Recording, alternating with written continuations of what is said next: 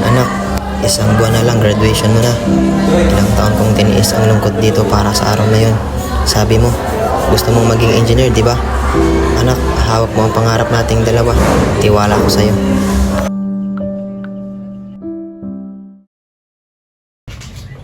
Lo, papasok na po ako ng paralan.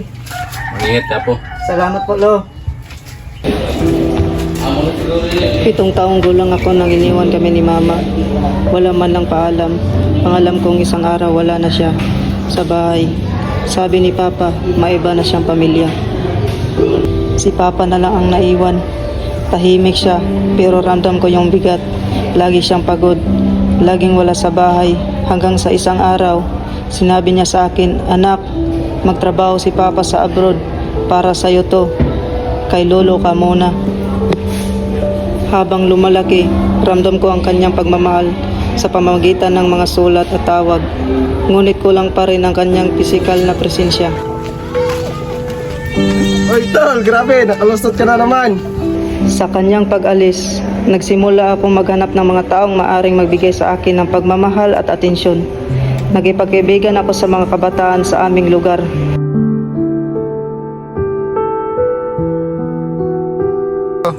Narinig ko ng buntis na si Jenny. Talaga? Totoo ba? Hindi panalo ka na agad tol, may pamilya ka na. Tigil nyo nga yan. Wala pa akong plano magkapamilya. Oh, shot sa tol, shot tol.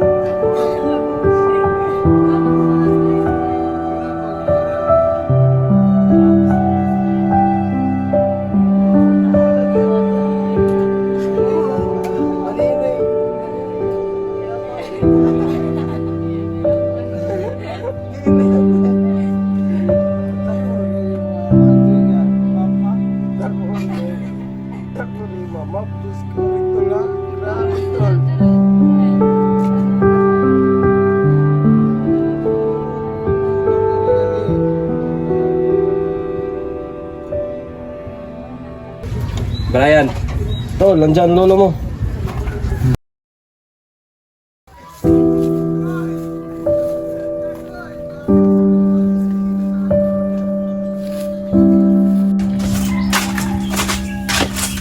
Brian, ano ba yung pinagagawa mo? Bakit ka nagkakaganyan? May problema ka ba? Lo, nakabuntis kasi ako. Ano pa? Kamusta kayo dyan? Nandyan ba si Brian? Wala ba siyang pasok? Anak, kailangan kitang makausap tungkol kay Brian.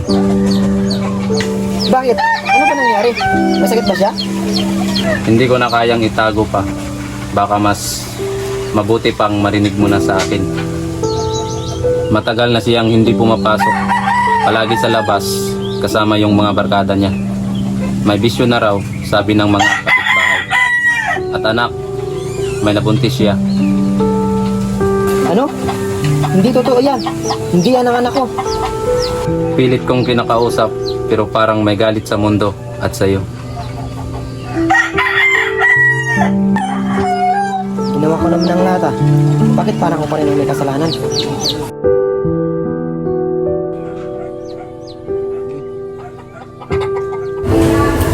Para sa kanya, tinis ko ang layo, ang lungkot, ang gutom at ang pangungulila.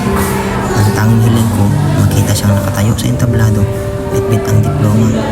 Pero minsan, kahit anong sakripisyo, hindi sapat kung ang puso ng anak ay nawala sa landas.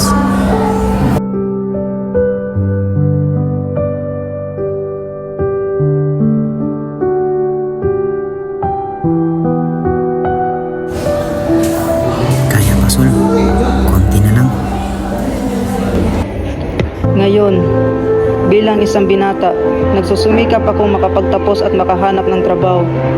Nais kong patunayan kay Papa na hindi siya nagkamali sa kanyang desisyon. Nais kong maging matatag at matagumpay, hindi lamang para sa aking sarili, kundi para na rin sa kanya.